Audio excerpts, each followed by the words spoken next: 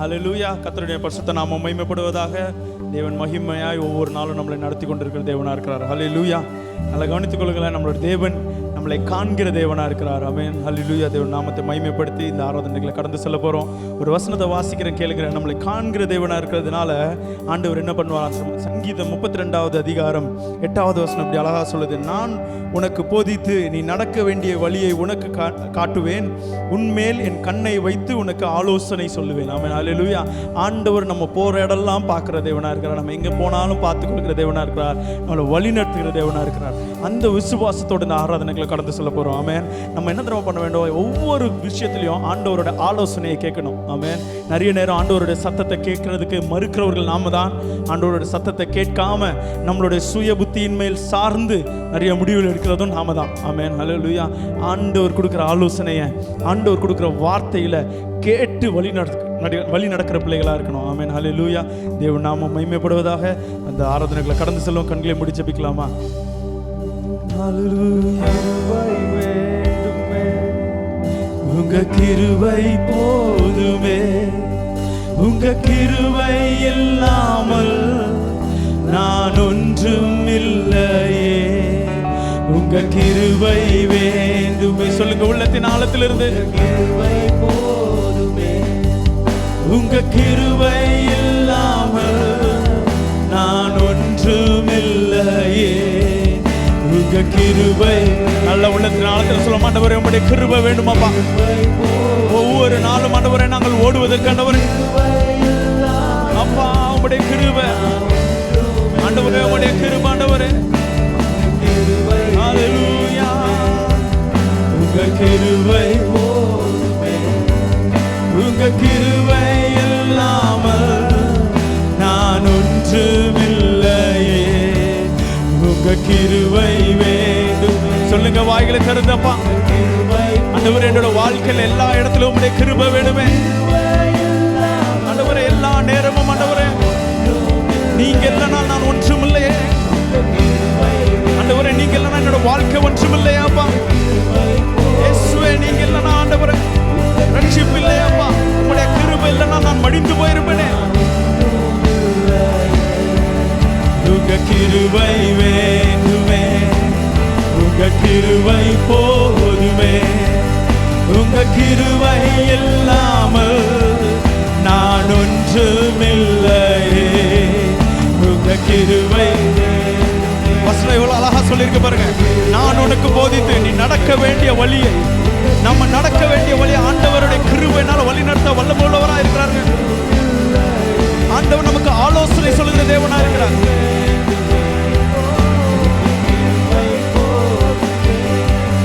உங்க கிருபை இல்லாமல் நான் ஒன்றுமில்லையே, உங்க கிருபை வேண்டுமே. சொல்லுங்க அப்பா, என்னோட வாழ்க்கையில் உங்களுடைய கிருபை வேண்டுமே. உங்க கிருபை இல்லாமல் நான் ஒன்றுமில்லையே இயேசுவே.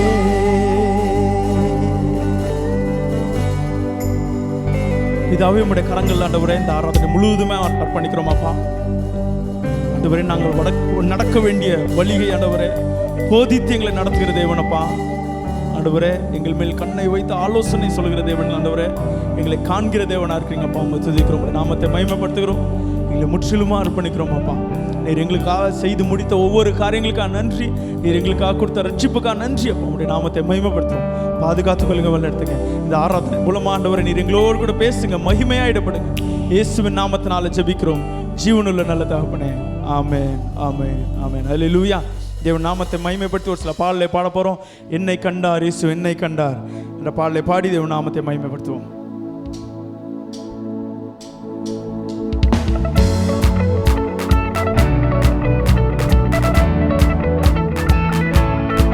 நல்லா கரங்களை தட்டி சொல்லுவோமா?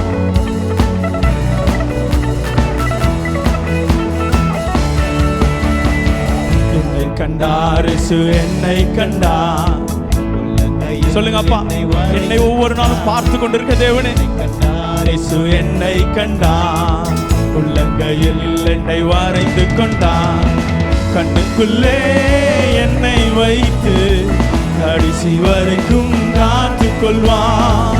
கண்ணுக்குள்ளே என்னை வைத்து கடைசி வரைக்கும் காத்து கொள்வார். இயேசுவின் தேவன், இயேசுவின் ஜீவன், இயேசுதான் எனக்கு எல்லாம் எல்லாம். இயேசுவின் தேவன், சொல்லுங்க இயேசுவின் தேவன். வாய்களை திறந்து அறிக்கை பண்ணி சொல்லுவோமா? எல்லாம் எல்லாம். இயேசுவின் தேவன், இயேசுவின் ஜீவன், இயேசுதான் எனக்கு. மறுபடியும் சொல்லுங்க. இயேசுவின் தேவன், இயேசுவின் ஜீவன், இயேசுதான் எனக்கு எல்லாம் எல்லாம். கட்டவிழ்த்தார் என்னை, கட்டவிழ்த்தார் சத்துருவை அவர் தூரத்தி. வாய்களை திறந்து சொல்லுவோமா? ஆண்டவரே, எங்களுடைய கட்டுகளை எல்லாவற்றையும் அறுக்கிற தேவனே, சத்துருவை அவர் தூரத்தி விட்டார். சாபத்தையும் வியாதியையும் சாவினால் வென்று ஜெயம் கொடுத்தார்.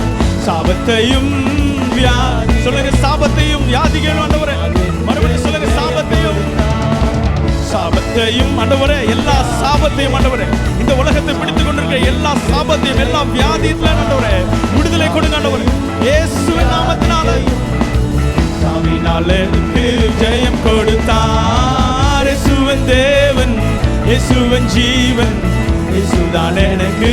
நல்ல கரங்களை தட்டி வாய்களை திறந்து, இயேசுவின் தேவன், இயேசுவின் ஜீவன், இயேசுதான் எனக்கு. இயேசுவின் தேவன், இயேசுவின் தேவன், இயேசுவின் ஜீவன், இயேசுதான் எனக்கு. மறுபடியுமாக இயேசுவின் தேவன், இயேசுவின் ஜீவன், இயேசுதான் எனக்கு எல்லாம் எல்லாம். மீட்டுக் கொண்டார் என்னை, மீட்டுக் கொண்டார். பாவத்தில் இருந்து என்னை மீட்டுக் கொண்டார். மீட்டுக் கொண்டார் என்னை, மீட்டுக் கொண்டார். பாவத்தில் இருந்து என்னை மீட்டுக் கொண்டார். சொந்த பிள்ளை என்று என்னை உறுதிப்படுத்த தம்மாவி தந்தார்.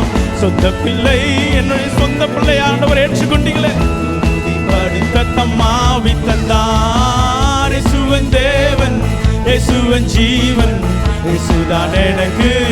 உள்ளத்தின் ஆழத்தில் இருந்து இயேசுதான் எனக்கு எல்லாம் எல்லாம். இயேசுவின் தேவன், இயேசுவின் ஜீவன், இயேசுதான் எனக்கு எல்லாம் எல்லாம். இயேசுவின் தேவன், இயேசுவின் ஜீவன், இயேசுதான் எனக்கு எல்லாம் எல்லாம். ஜெயம் தந்தார் இயேசு, ஜெயம் தந்தார். சத்ருவின் மேல் அவர் ஜெயம் தந்தார். ஜெயம் தந்தார் இயேசு, ஜெயம் தந்தார். சத்ருவின் மேல் அவர் ஜெயம் தந்தார். உலகத்தின் மேல் ஜெயம் எடுக்க விசுவாசத்தின் வழி. ஆண்டவரே நீர் கொடுத்த விசுவாசத்துக்காக, நீர் கொடுத்த நம்பிக்கைக்காக, உலகத்தின் மேல், உலகத்தின் மேல் ஜெயம் எடுக்க விசுவாசத்தின் வலிமை தந்தார். உலகத்தின் மேல் ஜெயம் எடுக்க இயேசுவின் தேவன், இயேசுவின் தேவன், இயேசுவின் ஜீவன், இயேசுதான். நல்ல வாய்களை திறந்து அறிக்கப்படும். ஆண்டவரே நீதான் எனக்கு எல்லாம், நீதான் எனக்கு எல்லாம். ஆண்டவரே இயேசுவின் ஜீவன், இயேசுதான் எனக்கு எல்லாம் எல்லாம். இயேசுவின் தேவன், இயேசுவின் ஜீவன், இயேசுதான் என. மறுபடியும் மறுபடியும் ஆண்டவரே இயேசுவின் தேவன், இயேசுவின் ஜீவன். அறிக்கை பண்ணுங்க, அறிக்கை பண்ணுங்க. ஆண்டவரே எல்லாம் எல்லாம். இயேசுவின் தேவன். ஆண்டவரே என்னோட வாழ்க்கைக்கு எல்லாம் எல்லாம் பாருங்க. ஆண்டவரே என்னோட வியாபாரங்களுக்கு, ஆண்டவரே நான் செய்கிற ஒவ்வொரு காரியத்திலும், ஆண்டவரே நான் செய்கிற வேலையில், ஆண்டவரே ஆண்டவரே குடும்பத்தினர் செய்கிற ஒவ்வொரு முயற்சியில், ஆண்டவரே ஆண்டவரே போக்கியும் வரத்திலையும், ஆண்டவரே என்னோட பிள்ளைகளுக்கு, ஆண்டவரே எங்கள் பிள்ளைகள் படிப்புக்கு, ஆண்டவரே நீரே எல்லாமும் எல்லாமா இருங்க. ஆண்டவரே எல்லாம் எல்லாம். இயேசுவின் தேவன், இயேசுவின் ஜீவன், இயேசுதான் எனக்கு எல்லாம் எல்லாம். ஹல்லேலூயா, ஆமென். ஆண்டவர் நமக்கு எல்லாமும் எல்லாமா இருக்கிறார். ஹல்லேலூயா. ஒரு நாளும் கைவிடாத தேவனா இருக்கிறார். ஆமென். நமக்கு ஆலோசனை சொல்லுகிற தேவனா இருக்கிறார். ஹல்லேலூயா. நம்ம வேலை எல்லாம் என்ன தெரியுமா? அவர் கொடுக்கிற ஆலோசனையை கேட்க வேண்டும். கேட்பது மாத்திரம் இல்லாமல் கீழ்ப்படியணும். ஆமென். தேவன் நாமம் மகிமைப்படட்டும். ஹல்லேலூயா. என் கண்மலையானவரே, என்னை காக்கும் தேவன் நீரே, வல்லமை மாட்சிமை நிறைந்தவரே, மகிமைக்கு பார்த்திரே என்ற பாடலை பாடி தேவன் நாமத்தை மகிமைப்படுத்தும். நல்ல கரங்களை தட்டி உற்சாகமா பாடி தேவன் நாமத்தை உயர்த்துவோமா?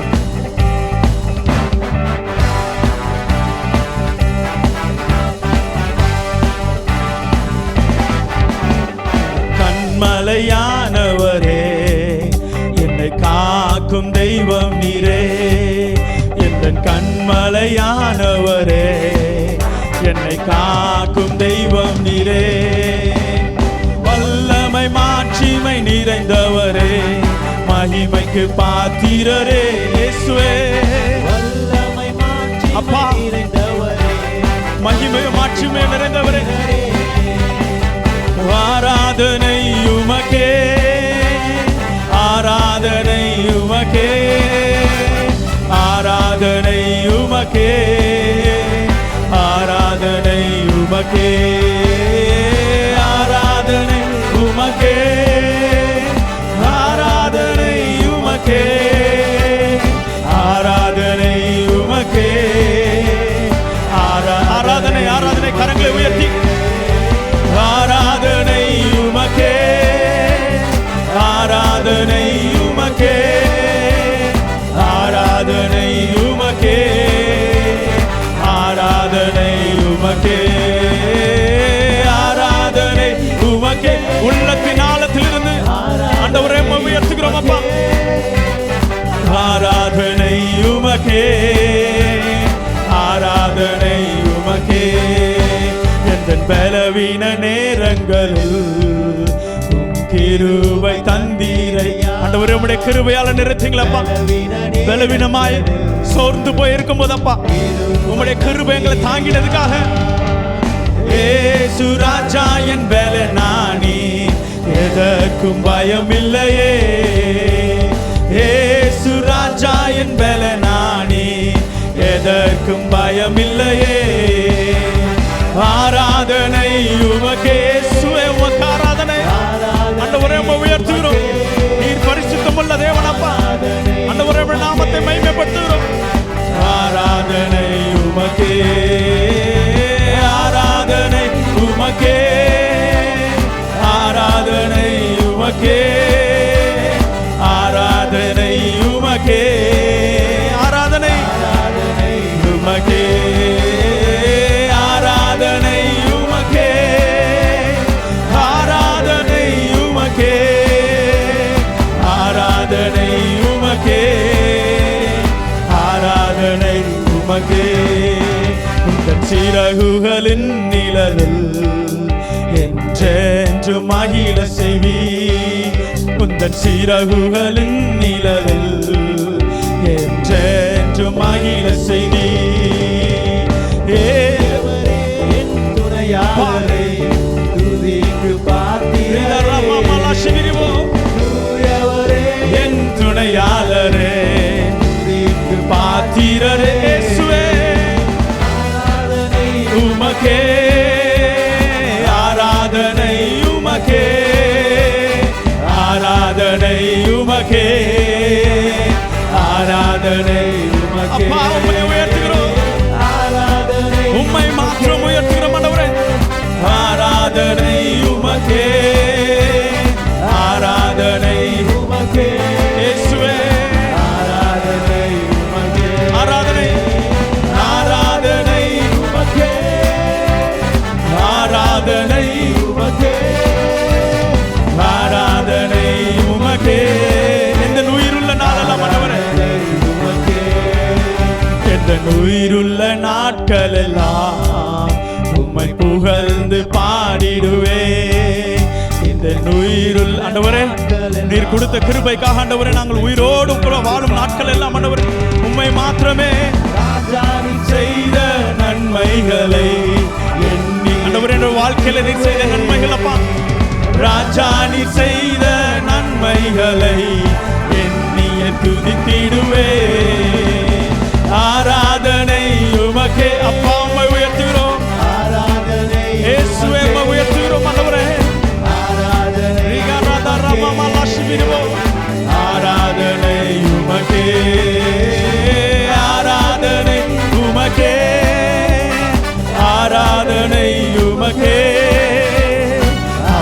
ஆராதனை உமக்கே, ஆராதனை உமக்கே, ஆராதனை உமக்கே, ஆராதனை உமக்கே, ஆராதனை உமக்கே, ஆராதனை உமக்கே, ஆராதனை உமக்கே, ஆராதனை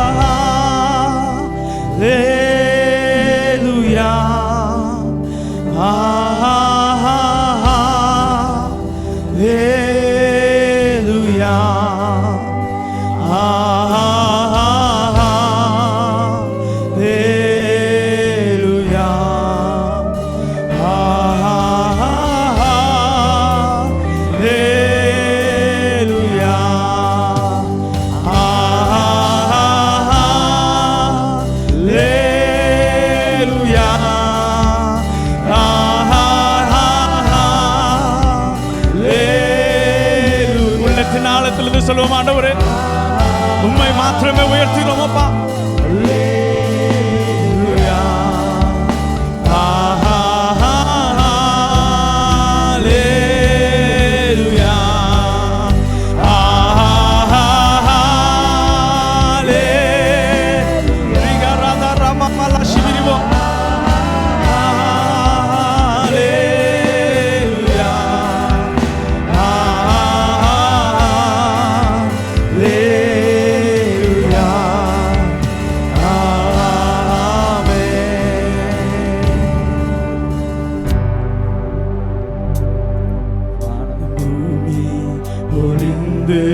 போனாலும் உம் வார்த்தைகள் என்றும் மாறாதே. இவ்வாழ்க்கை அழிந்து மறைந்து போ, விசுவாசி என்றென்றும் நிலைப்பான். பூமி பொழிந்து சொல்லுங்க ஆண்டவரே, வானமும் ஒளிந்தாலும் ஆண்டவரே, இந்த பூமியும் ஒளிந்தாலும் ஆண்டவரே, அப்பா உம்முடைய வார்த்தைகள் ஒளியாதே ஆண்டவரே. வாழ்க்கை அழிந்தே மறைந்து போ, விசுவாசி என்றென்று பிழைப்பான்.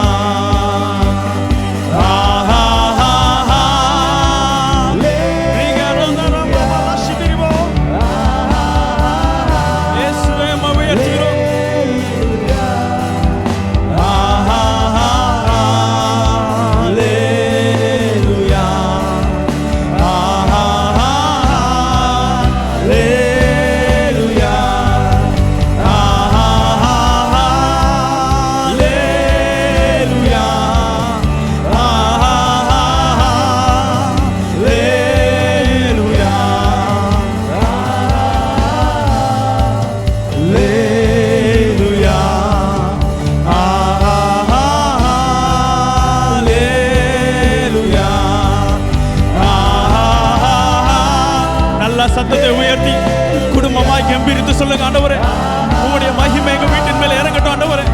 எங்களுக்கு பாதுகாப்பாக உம்முடைய மகிமை இருக்கட்டும் ஆண்டவரே. ஹல்லேலூயா, ஆமென். இப்போதும் இருக்கின்ற இனிமேலும் வருகின்ற எங்கள் ராஜாவே, இப்போதும் இருக்கின்ற இனிமேலும் வருகின்ற எங்கள் ராஜாவே, உம் நாமம் வாழ்க, உம் அரசு வருக, உம் சித்தம் நிறைவேற. உம்முடைய சித்தத்துக்குள் அர்ப்பணிக்கிறோம் ஆண்டவரே. உம் நாமம் வாழ்க, உம் அரசு வருக, உம் சித்தம் நிறைவேற.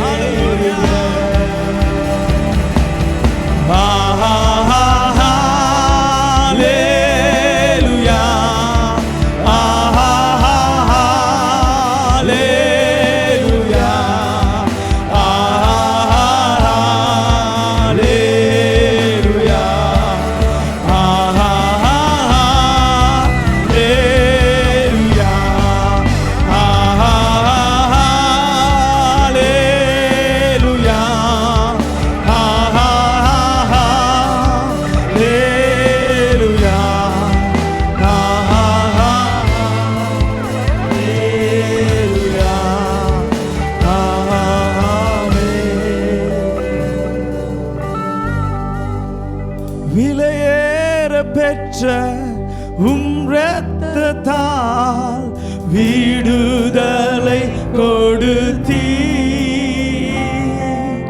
விலையேற பெற்ற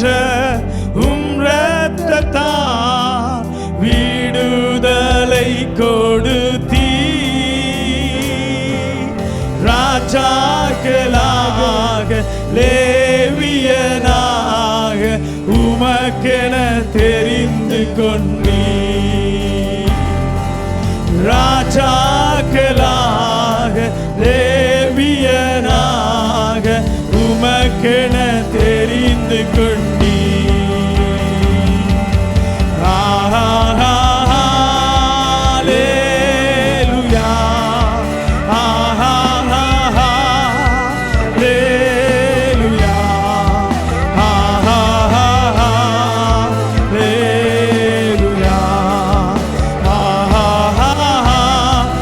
சத்தத்தை உயர்த்தி சொல்லும் ஆண்டவரே, உயர்த்துகிறோம் அப்பா. ஹல்லேலூயா, ஹல்லேலூயா,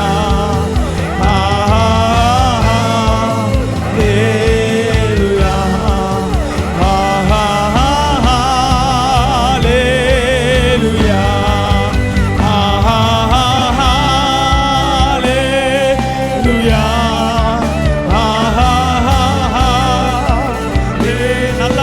உயர்த்தி இருந்த இடத்திலே கரங்களை உயர்த்தி ஹல்லேலூயா, ஹல்லேலூயா,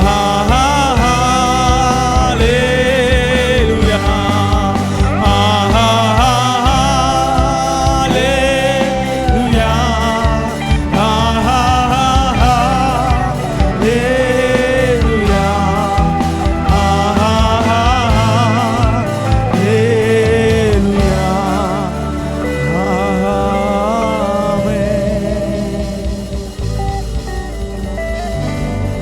பரிசுத்தமும் கிருபையும் நிறைந்த நல்ல தகப்பனே, எங்கள் பிதாவே உம்மை ஆராதிக்கிறோம் அப்பா. உம்முடைய நாமத்தை உயர்த்துகிறோம் ஆண்டவரே. ஆண்டவரே, நீர் செய்த எல்லா நன்மைகளுக்காக நன்றி ஆண்டவரே. நீர் எங்களை காண்கிற தேவனா இருக்கிறீங்க ஆண்டவரே. எங்களை பார்த்து கொண்டிருக்கிறீங்க ஆண்டவரே. நாங்கள் நடக்க வேண்டிய வழியை போதிக்கிற தேவனா இருக்கீங்க ஆண்டவரே. உம்மை உயர்த்துகிறோம் அப்பா. உம்முடைய நாமத்தை மகிமைப்படுத்துகிறோம் அப்பா. ஆண்டவரே, இந்த சூழ்நிலை எல்லாவற்றையும் நீங்க அறிவீங்க ஆண்டவரே. ஆண்டவரே, எங்கள் சபையின் குடும்பங்கள் ஒவ்வொரு சூழ்நிலையும் நீங்கள் அறிகிற தேவனாக இருக்கிறீங்கப்பா. ஆண்டவரே, ஒரு நாளும் எங்களை மறவாமல் ஆண்டவரே, ஒவ்வொரு நாளும் ஆண்டவரே எங்களுக்காக ஆண்டவரே பிதாவனத்தில் பணிந்து பேசிக் கொண்டிருக்கிற தேவனாக இருக்கீங்க ஆண்டவரே. உயர்த்துகிறோம் அப்பா. ஆண்டவரே, உம்முடைய நாமத்தை மகிமைப்படுத்துகிறோம் அப்பா. நீர் பெரியவர் ஆண்டவரே. நீர் சகலத்தையும் செய்ய வல்லவர் அப்பா. உம்முடைய நாமத்தை மகிமைப்படுத்துகிறோம் ஆண்டவரே. ஆண்டவரே, உம்மால செய்யக்கூடாத ஆண்டவரே அதிசயமான காரியம் ஒன்றுமே இல்லை அப்பா. ஆண்டவரே, முக்கியமானவரே, விசேஷமாப்பா இந்த உலகத்தில் ஆண்டவரே, இந்த உலகத்தை ஆண்டவரை சரித்து கொண்டு இருக்கிற, உலகத்தை பயன்படுத்தி கொண்டு இருக்கிற ஆண்டவரே, உலகத்தை ஆண்டவர் ஆட்டி படைத்து கொண்டு இருக்கிற ஆண்டவரே, ஆண்டவரே இந்த வாதைக்கா ஜபிக்கிற ஆண்டவரே, ஆண்டவரே இந்த கொள்ளை நோய் ஆண்டவரே கர்த்தராகிய இயேசு கிறிஸ்துவின் நாமத்தினால் ஆண்டவரே, ஆண்டவரே கர்த்தராகிய இயேசு கிறிஸ்துவின் நாமத்தில் கட்டுகிறோம். கட்டி பாதாளத்துக்கு போ என்று கட்டளை எடுக்கிறோம் அப்பா. ஆண்டவரே, துதிக்கிறோம் ஆண்டவரே. ஒரு பெரிய விடுதலை வேணும் ஆண்டவரே. ஆண்டவரே, எங்களுக்கு ஒரு பெரிய விடுதலை வேணும் அப்பா. ஆண்டவரே, உம்மை ஆராதிக்க ஆண்டவரே பயம் இல்லாமல் ஆண்டவரே சபையாய் கூடி ஆண்டவரே உம்முடைய நாமத்தை உயர்த்த ஆண்டவரே உம்மை துதிக்கிறோம். இன்னும் ஆண்டவரே ஆண்டவரே உம்மை அறியாத பிள்ளைகளுக்கு ஆண்டவரே உம்முடைய அன்பை எடுத்துக்கொண்டு செல்லத்தக்கதா ஆண்டவரே அதுக்கு தேவையான விடுதலையை எங்க தேசத்தின் மேல கட்டளையிடுங்கப்பா. எங்க தேசத்தின் மேல கட்டளையிடுங்க ஆண்டவரே. உம்முடைய நாமத்தை உயர்த்துகிறோம் ஆண்டவரே. உம்முடைய நாமத்தை மகிமைப்படுத்துகிறோம் ஆண்டவரே. நீர் ஒருவரே பெரியவராக இருக்கீங்க ஆண்டவரே. நீர் ஒருவரே மகிமை உள்ள தேவனா இருக்கீங்க. நாமத்தை மகிமைப்படுத்துகிறோம் ஆண்டவரே. துதிக்கிறோம் துதிக்கிறோம். நாமத்தை மகிமைப்படுத்துகிறோம். கர்த்தருடைய ரட்சகருமா இருக்கிற இயேசு கிறிஸ்துவின் நாமத்தினால ஜெபிக்கிறோம் ஜீவனுள்ள நல்ல தகப்பனே. ஆமென் ஆமென் ஆமென். ஹல்லேலூயா. தேவன் நாமம் மகிமைப்படுவதாக. ஆராதனையில் தேவன் நம்மளோடு கூட ஈடுபட்டதுக்காக தேவனுக்கு நன்றி செலுத்தி தேவனோட வார்த்தைக்கு நேராக கடந்து செல்ல போகிறோம். தேவனோட வார்த்தைக்கு முன்பதாக ஒரு சில ஆலோசனைகளை மாத்திரம் சொல்லிவிட்டு தேவனுடைய வார்த்தைக்கு நேராக கடந்து செல்வோம். இந்த இந்த கொரோனாக்காக ஒவ்வொருத்தரும் ஜெபித்து கொண்டு இருப்பீங்கன்னு விசுவாசிக்கிறேன். நம்மளுடைய தேசங்களுக்காக ஜெபிங்க, நம்ம சபை பிள்ளைகளுக்காக ஜெபிங்க. தேவன் ஒரு பெரிய பாதுகாப்பை, ஆமேன், ஒரு பெரிய பாதுகாப்பை நம்ம தேசத்தின் மேலே கட்டளையிடணும், தேவ பிள்ளைகள் மேலே கட்டளையிடணும். ஆமேன். ஜெபம் நம்ம இந்திய தேசத்துக்கு தேவை, ஜெபம் இந்த உலகத்துக்கு தேவை. ஆமேன். ஹல்லேலூயா. ஜெபிக்கும் போது ஒரு பெரிய விடுதலையை ஆண்டவர் கட்டளையிடுவார். ஆமேன். ஜெபிங்க, தேவன் நாமம் மகிமைப்படட்டும். அது மாத்திரம் இல்லை, நம்ம சபையில் திருவிருந்து ஆராதனை இன்றைக்கு நடைபெறும். சாயங்காலத்தில் 4 மணி முதல் 8 மணி வரை குடும்பமாய் தனித்தனியாக நம்ம கவர்மெண்ட் அரசாங்கம் சொன்னபடி கட்டுப்பாடுகளோடு நடைபெறும். அதில் வந்து கலந்து கொள்ளுங்கள். உங்களுக்கெல்லாம் ஃபோன் கால்ஸ் வந்திருக்கோம், அனௌன்ஸ்மெண்ட்ஸ் வந்திருக்கோம். தேவன் நாம் மகிமைப்படுவதாக வந்து கலந்து கொள்ளுங்கள். குடும்பமாக தனியாக வர வேண்டும். வந்து தேவனுடைய பந்தியில் கலந்து கொள்ளும்படியாக கேட்டுக்கொள்கிறேன். தேவன் நாம் மகிமைப்படுவதாக. இப்பொழுதும் தேவனோட வார்த்தைக்கு நேராக கடந்து செல்லலாம். தேவனோட வார்த்தையை கேளுங்க, ஆசீர்வதிக்கப்படுங்க. தேவன் நாம் மகிமைப்படுவதாக. ஆமென். ஆண்டவராய் இயேசு கிறிஸ்துவின் நாமத்தில் சபையில் எல்லோரும் வாழ்த்துகிறேன். மறுபடியும் இந்த ஜூன் மாதத்து 2வது ஞாயிற்றுக்கிழமை காலை ஆராதனையிலே நாம் இந்த காணல் மூலமாக கர்த்தருடைய வார்த்தையை கேட்க முடியாது. கர்த்தர் கொடுத்த கிருபைக்காய் கர்த்தருக்கு நன்றி சொல்லி நாம் ஜெபிப்போம். கர்த்தர் நம்மை ஆசீர்வதிப்பார். நல்ல பிதாவே, இந்த நல்ல வேலைக்காய் நன்றியோடு துதிக்கிறேன். குறிப்பாக இந்த ஜூன் மாதம் 2ஆம் ஞாயிற்றுக்கிழமை மறுபடியும் கர்த்தாவே, நாங்கள் கர்த்தாவே இந்த கொரோனா மூலமாக சபைகள் திறக்கப்பட முடியாவிட்டாலும் நாங்கள் கர்த்தாவே நம்முடைய வார்த்தையை துதித்து பாடி மகிமைப்படுத்தி ஆராய்ச்சி நம்முடைய வார்த்தையை இந்த காணொலி மூலமாக கேட்கக்கூடிய ஒரு கிருபை ஸ்லாக்கியம் தந்தபடி நான் நன்றி செலுத்துகிறேன் கர்த்தாவே. இந்த நாளிலும் கர்த்தாவே, இப்படிப்பட்ட காலகட்டத்தில் நாங்கள் உண்மை உறுதியாய் பற்றி கொண்டிருக்கத்தக்கதாக எங்களுக்கு நீ கிருபை தர வேணுமா நாங்கள் ஜெபிக்கிறோம் கர்த்தாவே. ஆகவே கர்த்தாவே, நெருக்கடி வரலாம், சஞ்சலம் வரலாம், அப்போ பலவிதமாக இக்கட்டு வரலாம், சோதனை வரலாம், வேதனை வரலாம். ஆனால் உண்மை உறுதியாய் பற்றி கொண்ட பிள்ளைகளுக்கு கர்த்தாவே நீ வைத்திருக்கிற மேன்மை இந்த நாள் நாங்கள் பெற்றுக்கொள்ளத்தக்கதா எங்களோடு பேசுங்க, இடைப்படுங்க. இயேசுவின் நாமத்தில் வேண்டிக்கொள்ள நல்ல பிதாவே, ஆமென். இந்த நாளில் செய்திக்கு ஆதாரமாக ஏசாயா தீர்க்கதரிசி புஸ்தகத்தில் 26ஆம் அதிகாரம், ஏசாயா தீர்க்கதரிசி புஸ்தகத்தில் 26ஆம் அதிகாரத்தில் 3ஆம் வசனத்தை நான் வாசிக்க விரும்புகிறேன். கேளுங்கள். உம்மை உறுதியாய் பற்றி கொண்ட மனதையுடையவன் உம்மையே நம்பியிருக்கிறபடியால் நீர் அவனை பூரண சமாதானத்தோடு காத்துக்கொள்வீர். கவனிங்க, இந்த நாட்களில் நாம் வாழுகிற இந்த நாடு, இந்த சூழ்நிலை எல்லாம் நாம் எதிலுமே உறுதியற்ற நிலையில் இருக்கிறோம். குறிப்பாக நாட்டின் பொருளாதாரத்தில் உறுதி இல்லை, அது மட்டும் இல்லை நாட்டில் ஜிடிபியில் உறுதி இல்லை, அது மட்டுமல்ல நம்முடைய வாழ்வாதாரத்துக்குடைய வருமானத்தில் உறுதி இல்லை, வேலை நிறைய பேருக்கு வேலை இழப்பு, ஆனால் வேலையில் உறுதி இல்லை, அது மட்டுமல்ல நாளைக்கு எப்படி நடத்துவது, என்ன நடத்துவது என்பதை குறித்து உறுதி இல்லை. சிலெல்லாம் தங்கள் வாழ்க்கையில் பிள்ளைகளுக்காக திருமணம் பண்ணுவதற்காக பல ஆண்டு காத்திருந்து திருமணத்தை ஏற்பாடு பண்ணி வைத்து இப்படிப்பட்ட நேரத்தில் ஊரடங்கு வந்துருச்சே என்ன பண்ணுறது சொல்லி ஏற்கனவே 1 முறை மாற்றி, 2ஆம் முறை மாற்றி, 3ஆம் முறை மாற்றி, 4 முறை மாற்றி இன்னும் திருமணம் நடக்கலையே. அப்படிப்பட்ட உறுதியற்ற நிலையிலிருந்து தவிக்கிற தத்தளிக்கிற நேரத்தில் கர்த்தருடைய வார்த்தை நமக்கு சொல்லுது, நாம் நம்ம இரட்சகராகிய இயேசு கிறிஸ்துவை உறுதியாய் பற்றி கொண்டிருப்போமானால் அவர் நம்மை பூரண சமாதானம் அவர் காத்துக்கொள்வார். நாம காத்துக்கொள்ள முடியாது, அவர் தான் நம்மளை காத்துக்கொள்வார். அப்படி என்றால் நான் இந்த உறுதியை எப்படி வச்சுக்கிறது, எதிலெல்லாம் உறுதியாக இருக்கணும் அப்படின்னு சொல்லி ஒரு 2-3 வார்த்தை வாசிப்போம். முதலாவதாக, இந்த உறுதியற்ற தன்மைக்கு மூல காரணம் என்னவென்றால் பிசாசு தான்.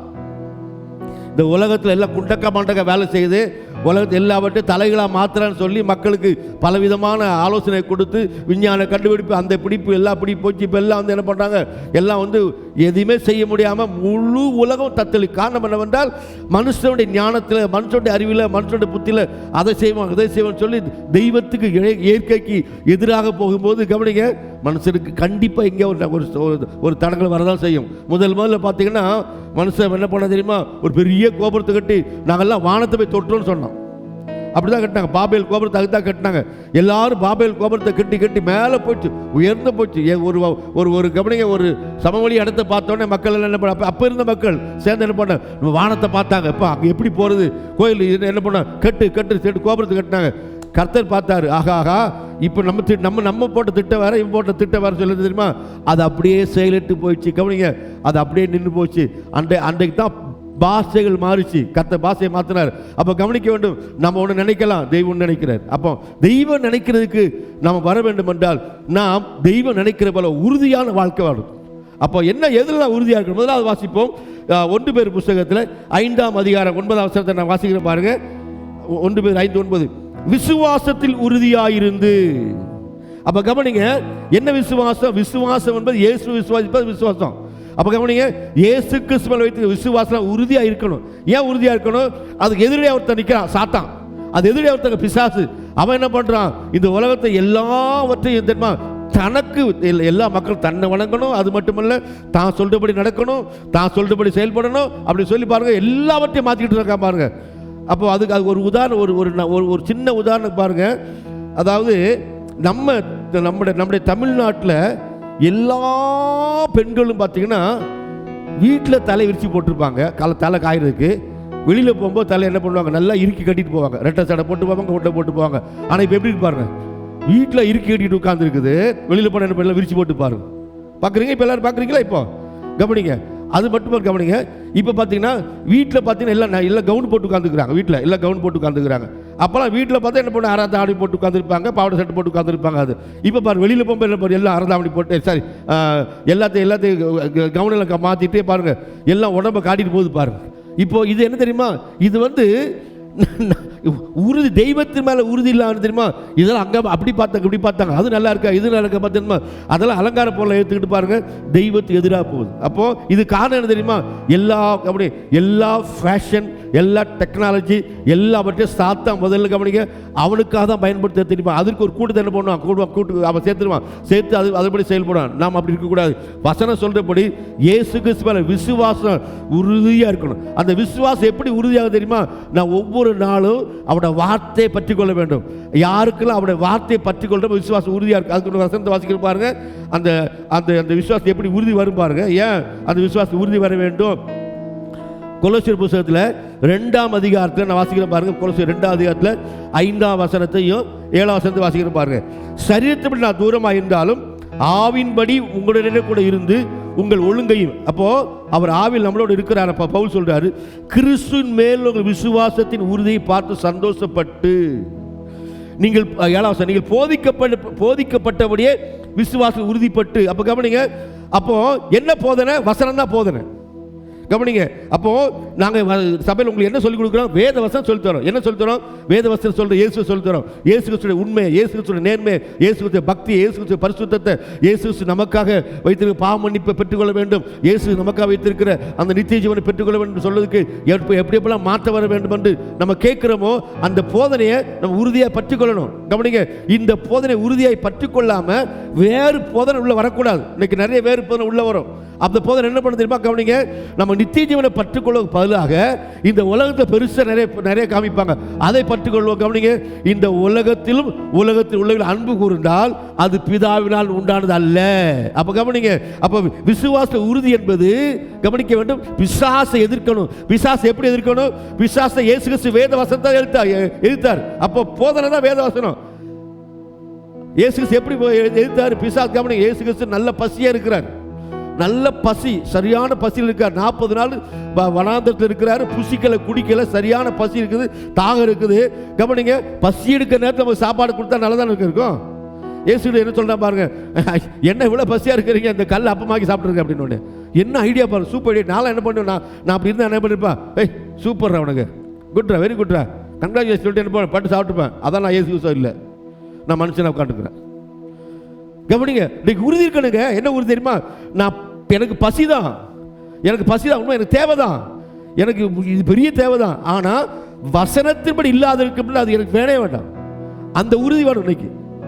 இப்போ நான் நிறைய பேர் பாருங்க, சில டைம்லாம் பார்த்தீங்கன்னா இந்த வாழ்க்கை துணையை தேர்ந்தெடுக்கும்போது பார்த்தீங்கன்னா கண்களுக்கு இனிமையான தேர்ந்தெடுத்த நிறைய பேர், கண்களுக்கு இனிமையான தேர்ந்தெடுத்த நல்லது போல தெரியும், ஆனால் பின்னாடி பிரச்சனை வந்து என்ன பண்ண முடியும் தெரியாத.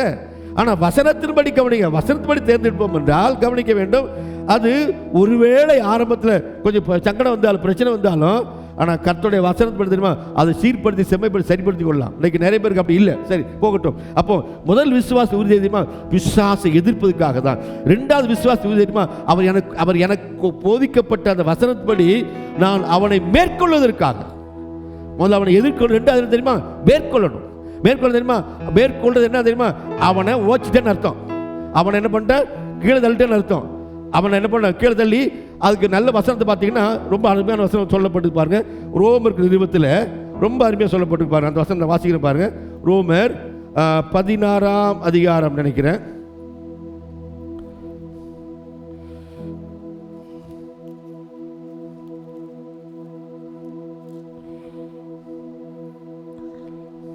பதினாறாம் அதிகாரத்தில் பாருங்க, 20 வசனத்தை பாருங்க. நம்ம மல்லிய வாசம் பூர்ண சமாதான வாசனுக்கு பாருங்க. அந்த பூர்ண சமாதானம் கொடுக்க தேவன் தாமே. அதாவது ரோமர் 16ஆம் அதிகாரம் 20ஆம் வசனத்தை வாசிக்கிற பாருங்க. சமாதானத்தின் தேவன் சீக்கிரமாய் சாத்தானை உங்கள் கால்களின் கீழே நசுக்கி போடுவார். அப்ப கவனிக்க வேண்டும், நான் ஆண்டவருடைய வசனத்துக்குள்ள வர வர வர அந்த வசனத்தில் இருக்க அந்த வல்லமை என்ன பண்ணுது? முதல்ல அவனை எதிர்க்க வைக்குது விசுவாசத்துல. ரெண்டாவது தெரியுமா, அவனை மேற்கொள்ள வைக்குது. எப்படி தெரியுமா? அவன் காலில் போட்டு நசுக்கிறது. இப்ப சாத்தான காலில் போட்டு நசுக்க, சாத்தான உருவமா இருக்கு, அவன் ஆவியாச்சே, எப்படி காலில் போட்டு? நானும் ஆவியா வசனத்தை கொண்டு என்ன பண்ண தெரியுமா? அவனை கடிஞ்சு கொள்றேன். ஆவியா வசனத்தை எடுத்துக்கிறேன். ஏன்னா அவன் ஆவியா இருக்கிறான், அவன் கெட்ட ஆவியா இருக்கிறான். என் வசனம் வந்து பரிசுத்தாவின் வசனம், ஆவியான கொடுத்த வசனம். கவனிங்க, எப்போதுமே நல்லதுதான் பொல்லாத ஜெயிக்கிறது, பொல்லாத நல்லதை ஜெயிக்கவே முடியாது. ஜெயிக்கிற போல ஒரு என்ன பண்ணலாம், ஒரு பாசாங்க போடலாம், ஒரு நடனம் பண்ணலாம், அப்படி இப்படி காமிக்கலாம், அப்படி இப்படி காமிக்கலாம், முடியவே முடியாது. கவனிக்க வேண்டும். அப்போ நான் முதலாவதாக விசுவாச உறுதி எதற்காக? விசுவாச எதிர்ப்பதற்காக. ரெண்டாவது விசுவாச உறுதி எதிர்ப்பது எதற்காக? அவனை மேற்கொள்ள எப்படி காலில் போட்டு மிதிக்க. அப்ப நான் தெரியுமா, எல்லாம் என் காலுகளுக்கு நான் மேலே நடந்து போன அர்த்தம். கவனிங்க, அவன் கொண்டது எல்லாம் நான் இப்ப பாதையா மாற்றி அர்த்தம். அதை சில சொல்லுவாங்க, அதாவது உனக்கு தடைக்கல் இல்லை அது படிக்கல்னு சொல்லுவாங்க. உனக்கு தடை வருதா, தடை இல்லை அது படிக்கல், என்ன அது மிதிச்சு ஏறி போ மேலே. அப்போ அதான் உறுதி வேணும் நமக்கு. அப்போ முதல்ல விசுவாச உறுதி எதற்கு? நான் பிசாசை எதிர்ப்பதற்கு. ரெண்டாவது எதுக்கு? அவனை மேற்கொள்வதற்கு, அவனை ஜெயம் எடுப்பதற்கு. மூன்றாவது கவனிங்க, யூதாவின் புஸ்தகத்தில் எதற்கு பாருங்க. யூதாவின் புஸ்தகத்தில் 1ஆம் அதிகாரம் அதில் இருக்கு, ஒரு அதிகாரம் தான், 20ஆம் வசனம். யூதா 20ஆம் வசனத்தை வாசிக்கும். நீங்களே பிரியமானவர்களே, உங்கள் மகா பரிசுத்தமான விசுவாசத்தை உறுதி கொண்டு உங்களை உறுதிப்படுத்திக் கொண்டு பரிசுத்த ஆவிக்குள் ஜெபம் பண்ணி.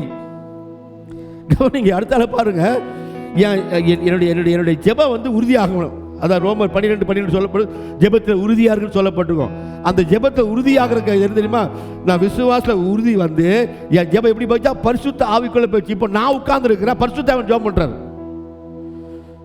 அதான் ரோமர் 8:26 சொல்லப்பட்டு, நாம் நம்முடைய பலவீனங்களிலே நாம் வேண்டிக்கொள்ள இன்னும் அறியாது இருக்கிறபடினாலே ஆவியானவர் நமக்கு என்ன பண்ணுவாராம்? வாக்குகளுக்காக பெருமிச்சோடு விண்ணப்பம் பண்ணுவாராம். சில டைம்ல எல்லாம் பார்த்தீங்கன்னா நிறைய தேவை பிரச்சனை எல்லாம் வந்துச்சுன்னா ஒன்றும் பண்ண முடியாது. அது எவ்வளோ பெரிய கில்லாடியாக இருந்தால் அப்படி முட்டாள் மாதிரி உட்காந்துருக்க வேண்டியதான். ஆனால் நான் முட்டாள் மாதிரி உட்கார தேவையில்லை. நான் பரிசுத்தாவின் கருத்தை ஒப்பு கொடுத்து அடிய பாசையிலே ஜோம் பண்ண கதாரா பாசார கரா லபாரா நமாரா தீராபால ரூபாரா பாலா தியா கதாரா அப்படி நான் ஜோம் பண்ணிகிட்டே இருக்காங்க. நான் ஜோம் பண்ண நான் ரகசியமாகிட்டு பேச ஆரம்பிச்சிடறேன். நான் யார்கிட்ட ரகசியமாக பேச ஆரம்பிச்சேன்? ரகசியமாக. அது இப்போ நீங்களாம் என்ன சொல்லி தெரியல. இப்போ அது என்ன பாஸ்வேர்டா பாஸ்கோடா என்ன சொல்லுது எனக்கு தெரியாது. பாஸ்வேர்டா ரகசியம் தானே. சீக்கிரம் ரகசியம் என்கிரிப்ஷன் பாரு, அதான். அப்போ பண்ண ஆரம்பிச்சு இப்போ யாருக்குமே தெரியாது. சாத்தா என்னென்ன கொண்டு வந்துருக்கானா அவன் சாத்தாங்க அப்படி சாத்தா டைரக்டாக வர மாட்டான். எப்போதுமே முதல்ல அவன் சின்ன ஆவி தான் அனுப்புவான். அசுத்தாவி அனுப்புவான், வஞ்சிக்கிற ஆவி அனுப்புவான், போராட்டம் அனுப்புவான். அதெல்லாம் பார்த்து நான் பேச அந்நிய பாச பேச அது தெரியுமா என்ன மூட்டை கட்டு போக வேண்டியதான். அப்ப கவனிங்க, கர்த்தர் என்னை எப்படி வச்சுக்க பாருங்க. நான் இந்த உலகத்தில் இருக்கும்போது பரிசுத்தாவின் அபிஷேகத்தை விசுவாச உறுதியாக இருந்து பரிசுத்தாவின் அபிஷேகத்தை நிரம்பி செபிப்பேன் என்றால் எனக்கு அவர் உருவாக்கிய தேவ திட்டமாகிய நித்திய ஜீவனை சுதந்திரிப்பதற்கு நான் ஒவ்வொரு நாளும் ஆயத்தமாகிட்டே இருக்கிறேன். அப்போ எனக்கு ஏன் உறுதி வேணும், விசுவாச உறுதி வேணும் என்றால் நான் அவனை எதிர்க்கணும், அவனை மேற்கொள்ளணும். அது மட்டுமல்ல, என்னுடைய அந்த மேற்கொள்ளக்கூடிய அந்த ஜெபம் என்ன தெரியுமா, தடைபடக்கூடாது. ரோமர் 12:12 வாசிக்கிற பாருங்க. ரோமர் 12:12 நல்ல வார்த்தை வாசிக்கிற பாருங்க.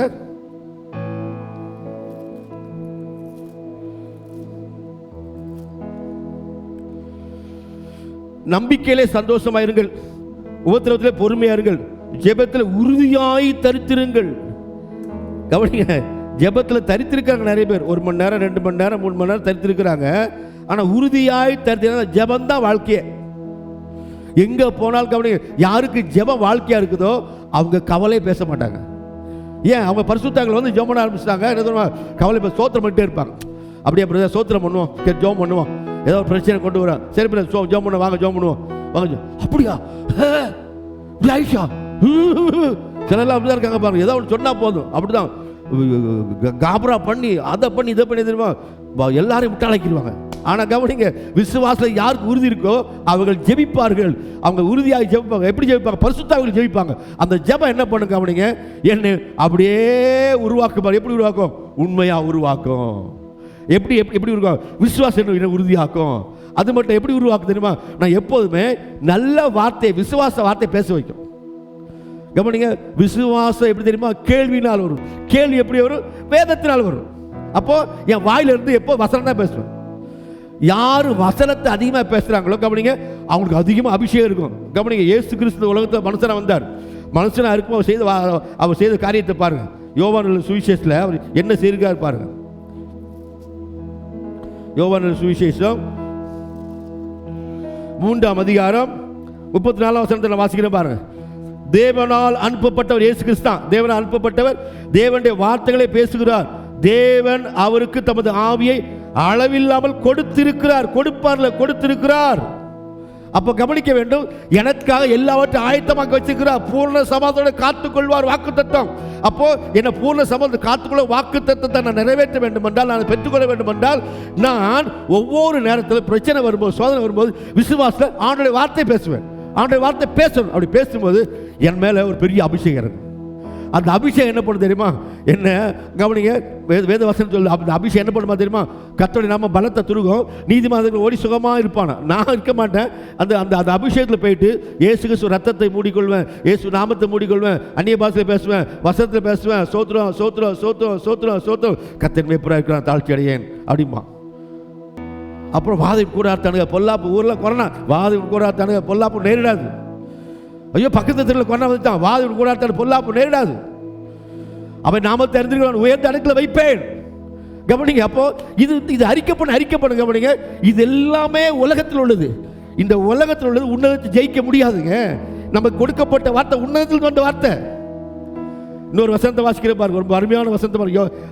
ஏசாயா தீர்க்கதரிசி புஸ்தகத்தில் ரொம்ப நல்ல வசனத்தை வாசிக்கிற பாருங்க.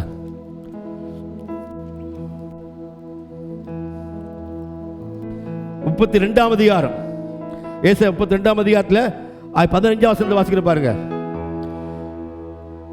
உன்னதத்திலிருந்து நம்மேல் ஆவி ஊற்றப்படும் மட்டும் அப்படியே இருக்கும்.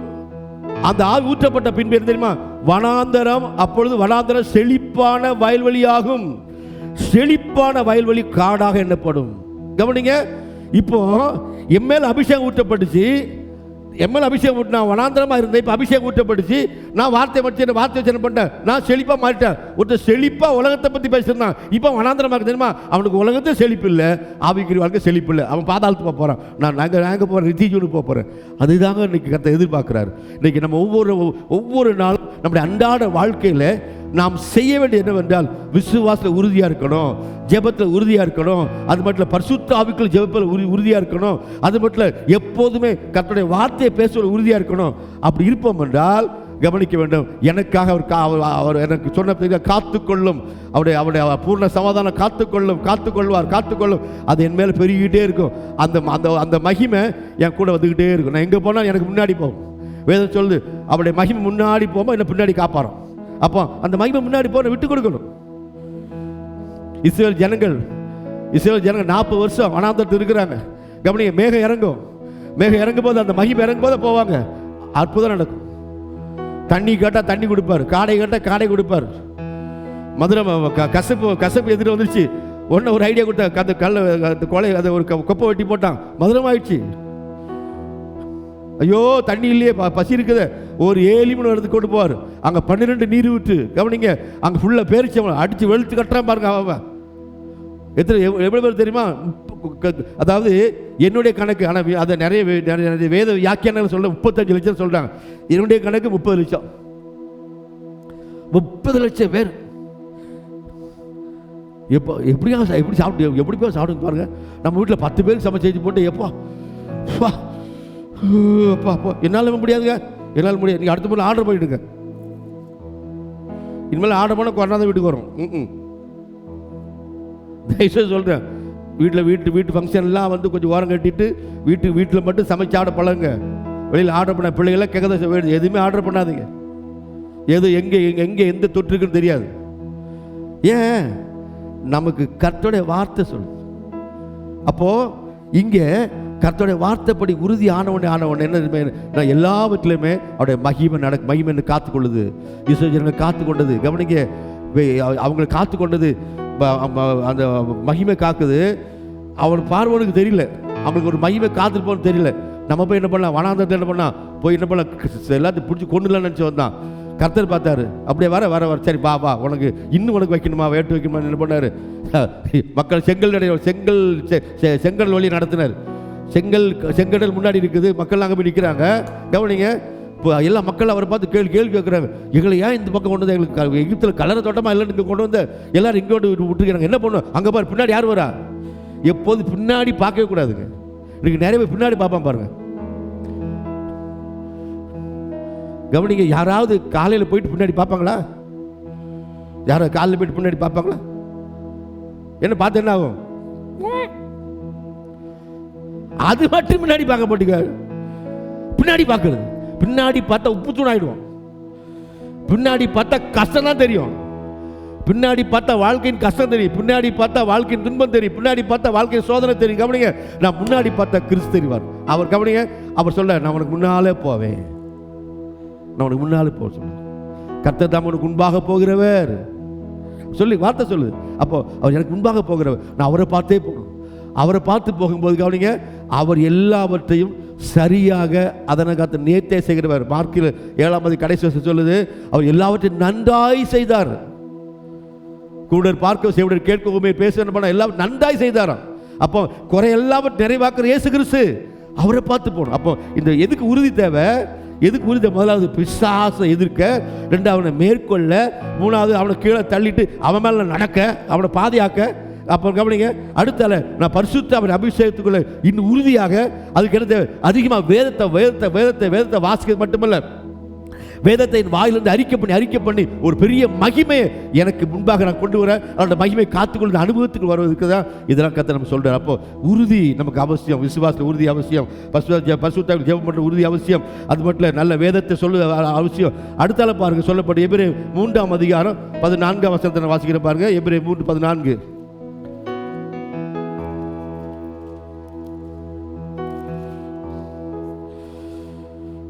நாம் ஆரம்பத்திலே கொண்ட நம்பிக்கை முடிவுவரைந்து உறுதியாய் பற்றி கொண்டிருப்போமாகில் கிறிஸ்துவிடத்தில் பங்குள்ளவளாயிருப்போம். அடுத்த பாருங்க, அந்த இந்த வசனத்தின் மூலமாக, ஜெபத்தின் மூலமாக, அபிஷேகத்தின் மூலமாக அந்த விசுவாசம் என்ன பண்ணுமா, இன்னும் உறுதியாக பற்றி கொண்டு பண்ண தெரியுமா, நான் இப்போ அவரோட பங்குதாரர் ஆயிட்டேன், பார்ட்னர். கவனிங்க, எப்படி எவ்வளவு அப்போ பார்ட்னர் ஈக்குவல் இருக்கணுங்க. பார்ட்னர் ஈக்குவலாக இருக்கணும், அப்போ தான் பார்ட்னர். ஈக்குவலாக பார்ட்னர் சேர்க்க மாட்டாங்களே, யாரும் சேர்ப்பாங்க உலகத்திலே அப்படி சேர்க்குற. அப்போ உன்னதத்தை எப்படிங்க? அப்போ கவனிங்க, எப்படி கொண்டு போகிறாரு பாருங்க. இந்த உறுதியானது, விசுவாச உறுதியானது, ஜெபத்தின் உறுதியானது, வார்த்தையின் உறுதியானது என்ன, அவரோட பங்குதாரராக மாற்றுது, பங்குள்ளவராக மாற்றுது. அப்போ என்ன அர்த்தம்? நிச்சயமான ஒரு ஆசீர்வாதம் எனக்கு இருக்கிறது என்று எனக்கு என்ன தெரியுமா, இந்த உலகத்து வாழ்வு உறுதி வந்துருச்சு. அதனால தான் பாருங்க, யாரெல்லாம் இயேசு கிறிஸ்துவை ஏற்றுக்கொண்டு இயேசு கிறிஸ்துவ வாழ்ந்தவங்க எல்லாம் பார்த்தீங்கன்னா, அவங்களுக்கு வந்த சோதனை வேதனையில் யாருமே பயப்படல. நம்ம தோமா நம்ம ஊருக்கு வந்தாரு, தோமாவை விரட்டி குத்தி கொண்டாங்களே, பயந்தாரா? இல்லையா? பயப்படலையே, பயப்படவே இல்லையா? அவர் பயப்படவே இல்லையா? கவனிங்க, அப்போ யாருக்குள்ள விசுவாச உறுதி இருக்கோ அவங்க சூழ்நிலை பார்த்து பயப்பட மாட்டாங்க, பாடுகளை பார்த்து பயப்பட மாட்டாங்க, இழப்பை பார்த்து பயப்பட மாட்டாங்க, நஷ்டத்தை பார்த்து பயப்பட மாட்டாங்க. கவனிங்க, அவங்களுக்கு வேணா ஒரு மாதிரி தெரியலாம், கொண்டுட்டோம், நான் நஷ்டப்படுத்திட்டோம், ஜெயிச்சிட்டோம், அப்படி தெரியலாம். கவனிக்க வேண்டும், ஒரு குறித்த காலம் வருகிறது, எல்லாவற்றை காட்டிலும் மேலாக கத்த உயர்த்த போறார், பங்குதாரராய் மாற்ற போறார். கிறிஸ்துவோட என்ன பண்றாரு? பங்குதாரராய் மாற்ற போறார். வசனம் மறுபடியும் வாசிக்கிற பாருங்க. நாம் ஆரம்பத்தில் கொண்ட நம்பிக்கை முடிவு பண்ணி உறுதியாக பற்றி கொண்டிருப்போமாகில் கிறிஸ்துவோட என்ன பண்றோம்? பங்குள்ளவளாக இருப்போம். அப்போ அந்த பங்கு அடைவதற்கு தான் கர்த்தர் நம்ம என்ன பண்றார்? உறுதி அவசியம் சொல்றார். அப்போ நம்ம முடிவு போறது என்ன தெரியுமா? அவர் மேல வைத்த நம்பிக்கை உறுதியாக இருக்கு. அடுத்த இன்னொரு சந்தத்தை வாசிக்க பாருங்க, எபிரேயர் 10:23.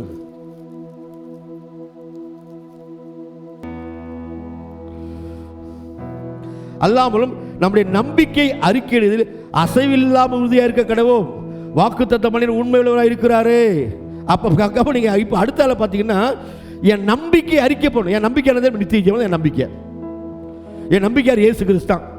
என் நம்பிக்கையார் இயேசு கிறிஸ்தான். என் நம்பிக்கையார் இயேசு கிறிஸ்தான். என் நம்பிக்கை நித்திய ஜீவன். நம்ம நம்பிக்கை, ஐயோ என் நம்பிக்கை அவர் நம்புந்தாங்க, இவன் நம்புறாங்க, அப்படிப்பட்ட நம்பிக்கை நம்ம அவசியமே இல்லை. கவனிங்க, இந்த உலகத்தில் நமக்கு நிறைய உதவி வரலாம், நமக்கு நிறைய ஆசீர்வாதம் வரலாம். அதெல்லாம் நம்ம நம்பிக்கை இல்லை. நம்ம நம்பிக்கை என்ன தெரியுமா? கிறிஸ்து. நம்ம நம்பிக்கை கிறிஸ்து. அவர் தாங்க நேற்றும் இன்றும் என்றும் மாறாதவர். அருள்தாஸ் நேற்றும் மாறியிருப்பார், இன்றைக்கு மாறாமல் இருக்கிற போல் நடிப்பார், நாளைக்கு மாறிவிடுவாரா தெரியாது. கவனிங்க, இதான் நம்ம எல்லாரும் அப்ப கவனிங்க, நம்மை குறித்து வேதம் சொல்லுது. ஆனா இயேசு கிறிஸ்தான் நேற்றும் பரிசுத்தத்தில் மாறல, உண்மையில மாறல, நீதியில மாறல, இரக்கத்துல மாறல, தயவுல மாறல, இன்றைக்கும் மாறல, நாளைக்கும் மாற மாட்டார். அதற்காக பழைய ஏற்பாட்டிலையும் மாறாதவராக இருக்கிறார், புதிய ஏற்பாட்டிலே மாறாத இருக்கார். பழைய ஏற்பாட்டில் சாந்தமாக இருக்கார், நீடிய சாந்தமாக இருக்கார். புதிய ஏற்பாடு நீடிய சாந்தமாக இருக்கார். பழைய ஏற்பாட்டில் பரிசுத்தம் தான் பார்க்குறாங்க, புதிய ஏற்பாட்டில் பரிசுத்தம் பார்க்குறாங்க. பாருங்க, பழைய ஏற்பாட்டில் அந்த ஏசாயா புஸ்தகத்தில் 6ஆம் அதிகாரத்தில் அது பாருங்க, அங்கே எல்லாரும் தொழுது கொள்வாங்க. அந்த தொழுது கொள்ளும்போது அவருடைய வஸ்திரத்தங்கள் அந்த தேவாலயத்தை நிரம்புமா. அப்போ தூதர்கள் என்ன பண்ணுவாங்க தெரியுமா? ஒருவர் பார்த்து என்ன பண்ண, ரெண்டு கையால் முகத்தை மூடி, இதால் முகத்தை, 2 சிறகால உடம்பை மூடி தெரியுமா? அவர் பரிசுத்தர் பரிசுத்தர் பரிசுத்தர் அங்கே சொல்லப்பட்டு. புதிய ஏற்பாட்டில் ஒரு மார்க்கில் பார்த்தீங்கன்னா 3ஆம் அதிகாரம் சொல்லப்பட்டிருக்கோம். அங்கே வந்து சாத்தான் வருவான், ஒரு பிசாசு வரும், ஒரு அஸ்தாவி வரும். கவனிங்க, அவரை பார்த்த உடனே ஆண்டவரே நீ எப்படிப்பட்டவர், நீ பரிசுத்தர் சொல்லி வணக்கம் எழுந்து பிசாசு பணியும். அப்போ கவனிக்க வேண்டும். அப்போ அப்படிப்பட்டதான் நம்ம ஆண்டவர். அப்போ நான் அவரை உறுதியா பற்றி கொள்ள வேணும், நான் அவருடைய வார்த்தை உறுதியா பற்றி கொள்ள வேண்டும். ஏன்னா அவர்களை ஜெபத்தை உறுதியா பற்றிக்கணும். அவர் எனக்கு வைத்திருக்கிற இந்த மேன்மையை ஒருவனும் அசைக்க முடியாது, ஒரு எடுக்க முடியாது. ஆகவே தான் நம்முடைய அறிக்கை வந்து எப்படி தெரியுமா, அந்த உறுதியா இருக்கணும். நம்முடைய நம்பிக்கையை அறிக்கையிடுதல் அசைவில்லாம் உறுதியா இருக்கிறவோ வாக்குத்தத்தம் பண்ண பண்ணவர் உண்மை உள்ளவர். அப்போ நான் இன்னும் ஆழமா, இன்னும் உண்மையா, இன்னும் அடித்தரமா. கவனிங்க, உண்மை பாருங்க, அடிச்சுட்டே இருப்பாங்க, உண்மையா தான் சொல்லுவான். உண்மை இருக்காங்க பாருங்க, அடிச்சுட்டே இருக்க, உண்மையை தான் சொல்லுவான். கடைசி என்ன அடிச்சாலும் என்ன தெரியுமா, உண்மையா சொல்ல, உண்மையை சொல்லிட்டே இருப்பான். அதே தான் சொன்னதை சொல்லிக்கிட்டே இருப்பான். ஏன்னா அவனுக்கு வேற உண்மை தெரியாது, உண்மைதான் தெரியும். ஆனா கவனி, பொய் உள்ள பாருங்க, இல்லை சார் அப்படி சார் இப்படி சார் இப்படி சார் பார்த்து மாற்றி மாற்றி பேசுவான், கொலை போட்டுருவாங்க. அப்படி எவ்வளோ நடந்திருக்கு. போலீஸ் துறையை குழப்பின நல்லா இருக்கிறான், ரகசிய போலீஸ் துறையை குழப்பின நல்லா இருக்கிறான். காரணம் என்ன? அவன்கிட்ட உண்மை இல்லை, பொய். ஆனால் நம்மகிட்ட உண்மை. எப்படி? கர்த்தருடைய வார்த்தை உண்மையானது. இந்த வார்த்தை எனக்குள்ள இருக்க இருக்க இருக்க கவனிங்க, நான் தெரியுமா அதில் உறுதியாக இருப்பேன். அப்போ இதை தான் நான் அறிக்கை செய்வேன். எதை அறிக்கை செய்வேன்? இந்த வார்த்தையை அறிக்கைன்னு சொன்னேன். சரி, நம்மளாம் அறிக்கணும் தெரியுமோ, நாளைக்கு நான் அப்படி இருப்பேன் இப்படி இருப்பேன், இருந்துக்கோ, உன்னை யார் வேண்டான்னு சொன்னா? அப்படி ஆண்டு சொல்ல, அப்படி இருக்க வேணா சொல்லவே இல்லையே. அதாவது அழிந்து போற வாழ்க்கையை தான் நீ பெருசா பேசுற, அழியாத நித்திய ஜீவனை நீ பெருசா பேசு. நீ அழிந்து போற வாழ்க்கை நீ அனுபவிச்சிருப்போம், அவ்வளோ முடிஞ்சு போச்சு. இதெல்லாம் அனுபவிக்க தானே கொடுத்தது. கவனிங்க, இப்போ நான் நல்ல வசதியாக இருக்கேன், நாங்கள் நல்ல வசதியாக இருக்கேன்னு வச்சுங்களேன், அது வந்து எனக்கு கொண்டு போற கொடுத்தது இல்லை, அனுபவிக்கிற கொடுத்தது. அப்போ அனுபவிக்க நீ பெருசா பேசாத.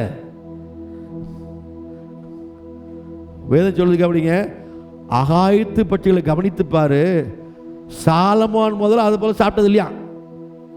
சாலமோன் சாப்பாடு சாப்பிட்டா எடுத்து விட்டுறேன், அதுக்கே ஒரு 1.5 மணி நேரம் பேசலாம். சாலமோன் கூட அப்படி உடுத்துறது இல்லையா? காட்டு புஷ்பத்தை கவனிச்சு பாரு. நல்ல வீட்டு புஷ்பம் சொல்ல, வீட்டு புஷ்பத்தை சொன்னா நீ டெய்லி தண்ணி ஊற்றணும். காட்டு புஷ்பம் எப்போ தண்ணி வருதோ அப்போதான் கவனிங்க, அப்போதான் காட்டு புஷ்பம். அது பார்த்தீங்கன்னா அப்படி ஜோராக இருக்குது. ஒரு சின்ன மழை வந்தால் போதும், அப்போ அது என்ன சந்தோஷம். அந்த சந்தோஷம் அது என்ன சந்தோஷம், உடனே பூத்து குளிக்கணும். போகிற ரோட்டில் வர அண்ணன் என்ன பாரு, அக்கா என்ன பாரு, அக்கா என்ன பாரு, என்ன பாரு. சில அக்கா மேலே இருக்கும், ரோட்டை பார்த்து கார் நிறுத்தி அதை கிள்ளி தள்ள வச்சு போகல இருக்காங்க. ஏன்? அது நம்பிக்கையில் உறுதியாக இருக்கு. ஏன்? எனக்கு படைத்த தேவை அவர் தான். அவர் கரெக்டாக அந்த மாதம் கொடுப்பார் எனக்கு கண்டிப்பாக. பாருங்க எவ்வளோ பெரிய திமிங்கலம் இருக்குங்க, பாருங்க எவ்வளோ பெரிய திமிங்கலம். 30,000 டன்னு 40,000 டன்னு அது வெயிட்டு. அதுக்கு சாப்பாடு கொடுக்குறாருங்க பாருங்க. நம்ம ஒரு ஜான் வெயிட் வச்சுக்கிட்டு தான் எவ்வளோ பாரு, நம்ம என்ன கஷ்டப்பாரு பாருங்க. அதுக்கு எவ்வளோ பெரிய சாப்பாடு கொடுக்கணுங்க. அதுக்கு யோனாவே உள்ள முழுங்கி 3 நாள் பத்திரமா வெளியே கக்கினதாச்சே. எவ்வளோ பெரிய திமிங்கலம் பாரு. அது 60 அடி நீளம், 60 அடி நீளம், 100 அடி நல்லா இருக்குது. அது பாருங்க எப்படி ஜம்ப் பண்ணி தூக்கி. நம்ம ஆள் பாருங்க கொஞ்சம் ஐயோ முடியாதுன்றான். அது அவ்வளோ வெயிட் வச்சு 30,000 40,000 டன் வெயிட் வச்சு பாருங்க, ஸ்விங்கி குதிக்குது. அதை பார்த்து அதுக்காக நீங்கள் அது என்ன பண்ணுமா, அவர் ஆகாரம் தரும்படியாக காத்து இருக்குமா நம்பிக்கை. அப்போ நான் உறுதியாக இருக்கணுங்க. இந்த காலகட்டத்தில் உலகம் உறுதியற்ற தன்மை இருக்குது. வியாதினால் உறுதித்தன்மை இருக்குது, தொற்றில் உறுதித்தன்மை இருக்குது. ஆனால் கர்த்தர் சொல்கிறார், நாம் அவருடைய வார்த்தை சொல்லுது, நாம் அவரை நாம் அவரை உறுதியாக பற்றி கொண்டு போவோம்னா பூர்ண சமாதானம் நம்ம காத்துக்கொள்வோம் சொல்லப்பட்டு. அப்போ இந்த உறுதிக்கு வரும். அதுக்கு தெரியுமா? முதலாவது விசுவாசம், ரெண்டாவது வார்த்தை, மூன்றாவது ஜெபம், நான்காவது பரிசுத்த அபிஷேகம். இதெல்லாத்தையும் சேர்த்து நான் என்ன தெரியுமா உறுதியாக்கணும். இன்னும் ஆணித்தரமாக்கணும். இன்னும் உறுதியாக்கும் போது கவனிங்க, நான் எப்படி தெரியுமா இருப்பேன்? அவரோடு பங்களோடாய் மாறுவேன். அவரோட பங்களோடாய் மாறுவேன். அது மட்டும் இல்லை, அசையாத நம்பிக்கையுடன் இருப்பேன். அடுத்தால பாருங்க, எபிரேயர் புத்தகம் 4:14 வாசி முடிப்போம். வானங்களின் வழியா ஏறி, அப்படி அழகா போட்டு பாருங்க, வானங்களின் வழியாய் பரலோகத்துக்கு போன தேவகுமாரனான இயேசு என்னும் மகாபிரதான ஆசிரியர் நமக்கு இருக்கிறபடினாலே நாம் பண்ணின அறிக்கை உறுதியாய் பற்றி கொண்டிருக்கணும். அப்போ கவனிங்க, நமக்கு இன்னும் அடுத்தால் சொல்லப்படுது, எப்படி பரலத்துக்கு ஏறி போனால் அப்படி திரும்பி வருவார், வரப்போகிறார். அந்த நம்பிக்கையோடு என்ன பண்ணுவோம்? நம்ம ஒவ்வொரு நாள் காத்திருப்போம். அவர் வரும்போது என்ன தெரியுமா? அவரோடு அழைத்து போவார். அவரோடு அழைத்து போய் அவர் நமக்கு ஆயத்தம் வைக்கிற அந்த நித்திய ஜீவனில், அந்த நித்திய ராஜ்யத்தில் நமக்கு இடத்தை ஆயத்தப்படுத்துகிறார்கள, அங்கே போய் நம்ம போகிறோம். யுகாயுகமாய் மகிழ்ச்சியாக இருக்க போகிறோம், யுகாயுகமாக சந்தோஷமாக இருக்க போகிறோம். அங்கே வெயிலும் கிடையாது, சூடு கிடையாது. இப்போ எவ்வளோ வெயில் பாருங்கள், என்ன கஷ்டப்படுறீங்க நீங்கள். இதெல்லாம் கேமரா வச்சு எடுக்கிற எவ்வளோ கஷ்டப்படுறீங்க, வெயிலில் எவ்வளோ கஷ்டப்படுறாங்க பாருங்கள். அப்போ இதெல்லாம் கிடையாது, வெயிலும் கிடையாது, உஷ்ணம் கிடையாது, அங்கே இரவும் கிடையாது, பகலும் கிடையாது. அங்கே வந்து எலக்ட்ரிசிட்டி வேண்டாம், காடா விளக்கு வேண்டாம், எலக்ட்ரிசிட்டி வேண்டாம், எந்த விளக்கு வேண்டாம். அவரே நித்திய வெளிச்சம். அங்கே பசி கிடையாது, அங்கே தாகம் கிடையாது. அப்படிப்பட்ட ஸ்தானத்துக்கு கொண்டு போகிறதுக்கு தாங்க நம்மளை உறுதியாக இருக்க சொல்லாகவே அப்படி இருப்போம். கர்த்தர் நம்மை ஆசீர்வதிப்பாராக. நம்ம ஜெபிப்போம். கர்த்தர் நம்மை ஆசீர்வதிக்கட்டும். நல்ல பிதாவே, இந்த நல்ல நேரத்துக்காக நன்றியோடு துதிக்கிறோம். இந்த நாளில் கர்த்தாவே, இந்த ஞாயிற்றுக்கிழமை காலை 6:30 நமக்கு ஸ்தோத்திரப்பா. தேவரே, இந்த நாட்களில் கர்த்தாவே எந்தெந்த குடும்பம் எப்படி சூழ்நிலை இருக்கு எனக்கு தெரியும், நமக்கு தெரியப்பா. சபையில் எல்லா விசுவாச குடும்பத்துக்கு கர்த்தாவே அப்போ உண்மை உறுதியாய் பற்றிக்கொள்ள மாற்ற ஜெபிக்கிற கர்த்தாவே, அவங்க விசுவாசம், அவங்க நம்பிக்கை, அவங்க அறிக்கை கர்த்தாவே, அவங்க ஜெபம், அவங்களுடைய பரிசுத்தாவின் நிறைவு எல்லாவற்றிலும் கர்த்தாவே உறுதியாய் மாறி கர்த்தாவே. அப்பா, நீ எங்களுக்கு எப்படி கர்த்தாவே அப்பா ஏறி போய் திரும்பி வருவோம் சொல்லிக்கிறேன். அந்த நாளுக்கு தங்களை ஆயத்தமாக்கிக் கொள்ளத்தக்கதாக நீ கிருபை தர ஜெபிக்கிற கர்த்தாவே. இந்த வியாதி தொற்று இதுவரைக்கும் யாரும் தொடாது காத்ததுக்காக நன்றி அப்பா. இனி ஒரு நாள் கர்த்தாவே எந்த தொற்று யாரையும் தொடாது காத்துக்கொள்ள, குறிப்பாக வேலைக்காக வியாபாரத்துக்காக வெளியே போகிற பிள்ளைகளுக்கெல்லாம் உங்களுடைய தெய்வீக பாதுகாப்பு தொடர்ந்து உண்டாகட்டப்பா. வயதான ஒவ்வொரு தாய் தப்பன் மீதும் உங்களுடைய தெய்வீக சுகம் உண்டாகட்டும். ஒவ்வொரு குடும்பத்தில் அப்பந்தடி ஆசீர்வதிப்பீராக. ஒவ்வொரு குடும்பத்திலும் சமாதானம் பெறுவதாக. இல்லாத தரித்திரமாக இருக்கிற இல்லாமல் இருக்கிற அவர்களுக்கு கர்த்தாவே ஒரு வாசலை திறந்து கொடுத்து கர்த்தாவே நன்மை செய்து ஆசீர்வதிப்பீராக கர்த்தாவே. உங்களுக்கு எல்லா துதிக்கான மகிமை செலுத்துகிறேன் இயேசுவின் நாமத்தில் வேண்டிக்கொள்ள நல்ல பிதாவே, ஆமென். என் ஆத்துமாவே கர்த்தரை ஸ்தோத்திரி, என் முழுமையுடைய பரிசுத்த நாமத்தை ஸ்தோத்திரி. என் ஆத்துமாவே கர்த்தரை ஸ்தோத்திரி, அவர் செய்த சகல உபகாரங்களை மறவாதே, ஆமென். நம்முடைய கர்த்தராகிய இயேசு கிறிஸ்துவின் கிருபையும் பிதாவாகிய தேவனுடைய அன்பும் பரிசுத்த ஆவியுடைய அந்யோன்ய ஐக்கியமும் சமாதான ஆளுகை பாதுகாப்பும் நம்மோடு நம்ம குடும்பங்களோடும் கேட்ட வசப்படி எல்லாவற்றையும் உறுதியாய் தங்கியிருப்பதாக, ஆமென். அல்லேலூயா, அல்லேலூயா, அல்லேலூயா. கர்த்தரை ஆசீர்வதிப்பாராக.